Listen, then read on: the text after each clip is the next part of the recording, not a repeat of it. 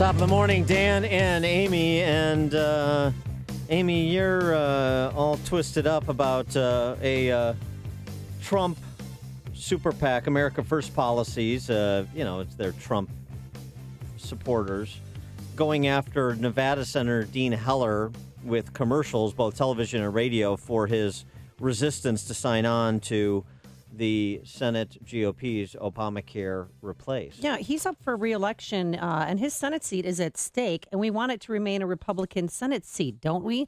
So the Super PAC ad attacking him has come out, and they haven't even taken a vote yet. That's why I don't think it's fair. Here, listen to the ad yourself. Obamacare is rapidly racing towards collapse. Premiums skyrocketing. Deductibles increasing. Insurance companies pulling out and heading for the hills. But now, with strong leadership and a real chance to repeal and replace Obamacare with patient-centered care that protects American families, Senator Dean Heller is saying no. Call Senator Heller. Tell him America needs him to keep his promise. Vote yes to repeal and replace Obamacare. I'm just upset because what Dean Heller, the senator from Nevada, wanted was the same thing that President Trump wanted, a little more heart. He was concerned about cuts to Medicaid. And that's it. So, I mean, to release this, I think one decision, a vote hasn't even been taken yet. And now we learned this morning that 9 Republican senators are against this bill. I just think it's a little cruel. And it's, we don't want to eat our own. That's politics. And here's politics. As Milton Friedman famously said, it's the art of getting the wrong people to do the right thing. And how do you get the wrong people to do the right thing? Like Dean Heller in his defense of an indefensible Medicaid program. You put pressure on them. That's how. That's what politicians respond to, generally speaking. Pressure. So fomenting discord among Nevada voters to focus their attention on Dean Heller and get him off the dime. That's most politicians, I hate to break it to people, and I'm sorry this is the case, but it is, are human weather vanes. And if enough pressure is applied, then their focus is on their reelect, and that's the temperature they take when they make a decision. Now, there are some that are principled. There are some that aren't looking at this as a career and want to advance free market policies, or on the other side, want to advance central planning. But for the most part, they're people that are very susceptible to pressure. And I'm a proponent of applying pressure all the time, always, on everyone. But for more on this topic, the underlying substance of what's there, right? That's the way it is. You want to know what happens when you don't hold Republicans accountable within your own party? When we just say incumbents are off limits.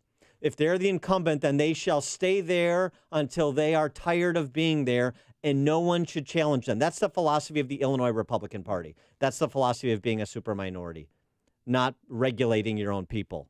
No standards of conduct. That's a problem. But for more on the underlying policy, we're pleased to be joined by Peter Ferrara, who's former Reagan advisor and now a senior fellow for entitlement and budget policy at the Heartland Institute. Our friends Joe and Diane Bass over at the Heartland Institute, heartland.org. Peter, thanks so much for joining us. Appreciate it. Glad to be here. So with respect to the Senate proposal in its current form with the vote delayed past July 4, give us the good, the bad, and the ugly from your perspective. Well, I think the bill is a pretty good bill, and I think the Republicans are going to be able to come together on it because they know that they need to pass something. They can't just sit here and after campaigning for 7 years and promising to repeal it and replace it, when they now have the numbers to do it, they blink instead. They just can't do that. They can't go back to the midterms. And these are very high-stakes midterms because it's really the Democrat Party that's in trouble in these midterms. People are not paying enough attention to recognize or keep in mind a majority of the remaining Senate Democrats are up for re-election next year on the ballot. 25 Democrat senators are up for re-election. That's the way the draw has come. So there's only 8 or 9 Republican seats on the ballot. There's going to be 25 Democrat incumbents. That's the majority of the remaining Democrats in the Senate. You know what's interesting to me just on that topic? The argument is being made by some Republicans privately because they don't want to show how weak-kneed they are politically. Well, Obama cost the Democrats 1,000 legislative seats in both chambers because of Obamacare. and so we don't want to make the same mistake. But here's what the Democrats did: they passed Obamacare even when it was unpopular, which is its entire history. And right now, the GOP bill is unpopular, so they fear that they're going to do a repeat of what Obama did to his party. And it seems to me that the counter to that, or the response to that, is make the case for the bill rather than just this binary of Obamacare, Senate GOP plan without any explanation of where one is going and what one aims to do and why it aims to do it. They're just so cowed by the accusations of heartlessness. Well, you took the words right out of my mouth, because what they need to do is go on the offensive on the issue intellectually. And this Medicaid issue is the most frustrating of all. The medical studies show that Medicaid is no solution for the uninsured. The medical studies show that people on Medicaid do not get any better health outcomes than people who are completely uninsured. And it's not just one study. It's repetitive. There are now dozens of studies that show this in all these different areas, different health problems, whether you have cancer or heart disease, et cetera. On Medicaid, you don't have your health outcomes are not any better than if you're uninsured, and that's because the government does not pay the doctors and hospitals enough to enable the poor on the program to have access to health care. So, especially when they need specialists, when they're really sick, they need treatment, health care, consultation with specialists. And they can't find specialists who are going to take Medicaid because the government won't pay them. Right. They don't, they won't get the best health there because no doctor wants to see anybody who's on Medicaid or Medicare. I mean, it's hard. But so in this case, what are the sticking points right now? How could they come to a possible compromise on this? Well, I think that the more conservative senators like Ted Cruz and Rand Paul, they're ready to cut a deal.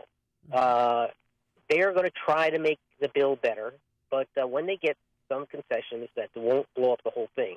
Because the big conundrum is if you make concessions to the conservatives, you lose moderates. And if you make concessions to the moderates, you lose more conservatives. And so the people like Ted Cruz, Rand Paul, they understand that they do need to pass the bill. And the important thing for Republicans to keep in mind is this is not the last health care bill that's ever going to be adopted. So they need to get the best compromise they can get now, and if they think they need more, they think they need something else, come back and try to seek to make that change in another bill. But you can't lose the whole historic opportunity here to repeal and replace Obamacare. And the bill is a pretty good bill. The House bill and this bill reflect the arguments that I've been making as to what Republicans should do to repeal and replace Obamacare. They're block granting Medicaid back to the states. This is the important thing because there's actually Medicaid reform in the Republican bill that will make it better for the poor. And this is the argument Republicans need to be making. And this is the word I'm trying to get out. Republicans need to be making the argument that we have a reform in this bill that will make Medicaid better for the poor than it is now. Right now, it's horrible for the poor. Instead of assuring health care to the poor, Medicaid has become an institutionalized means for denying health care to the poor by not paying doctors and hospitals enough for them to be willing and available to provide the health care that the poor need when they need it. Right, but how do you cut Medicaid without looking heartless? I mean, is there any suggestions? No, because we have a good history of with waivers that granted states control, like in Indiana. So they adopted reforms in Indiana with using health savings accounts for everybody, giving the poor more control over their own health care, and these reforms were studied and documented to provide better access to health care than the current Medicaid program. Same thing in Rhode Island. There was a waiver that granted Rhode Island freedom. You go ahead and run your own Medicaid program for 5 years.